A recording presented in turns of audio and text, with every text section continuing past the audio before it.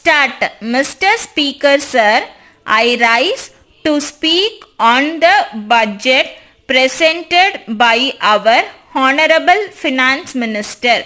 Before I start, I thank you very much for giving me an opportunity to speak in this house.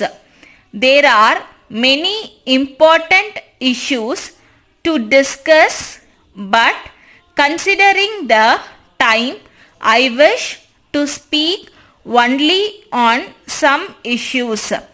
During the last year, our finance minister had announced a long-term taxation policy for the progress of industry. As a follow-up measure, Sales Tax Reforms Committee was formed, in which I had the pleasure to serve as a member. The committee gave various suggestions to the government for consideration. I hope the government will accept and take necessary action in the matter.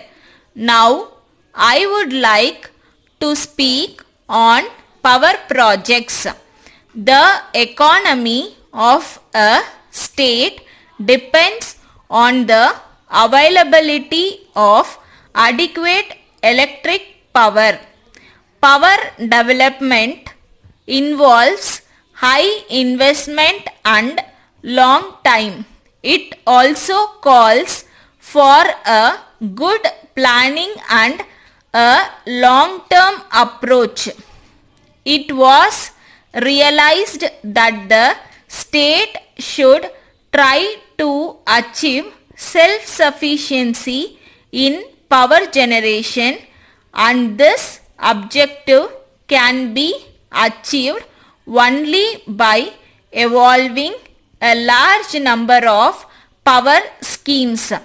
I hope the schemes now sanctioned after this government took charge of the affairs of the state will fulfill the dreams of the people. I am happy to note that the community development scheme has been successfully implemented in all the blocks in our state. We have recently extended the program to cover the townships and municipalities. Our state occupies a pride of place in the educational map of India. Our budget provision for education is the largest and has been increasing all these years. For the current year, the budget provides for a huge expenditure for education. By linking plus 2 education to the high schools, we have made higher secondary education available to children in the remote rural area. I appreciate the steps taken by this government to remove illiteracy among the rural people. Moving on to the next subject, I wish to say a few words on the provision of water supply. The government has made arrangements to supply drinking water through lorries, but the lorries carrying water often visit the places during midnight, thereby causing inconvenience to the people. It should be totally avoided. The drinking water may be supplied during daytime so that the housewives can easily take the water to their homes. Letter from Murugan Brothers, Chennai to Mrs. Balaji and Sons, Madurai. Dear sirs, we have received your letter dated 7th March and noted the contents therein. As requested by you, we are making arrangements to dispatch the sanitary items through lorry today. We hope the same will reach your place safely tomorrow morning.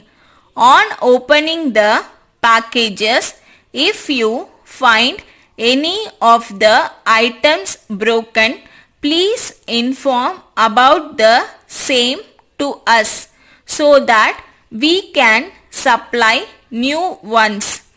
As regards payment, we are sorry to state that you have not kept up your promise made in your previous letter. We hope that you will send check now. Considering our long business relations with you, we are giving credit facilities, but at the same time, you should not take undue advantage over this. We think you will be able to understand our position. We trust that you will be able to send the amount early. Thanking you. Yours faithfully. Stop.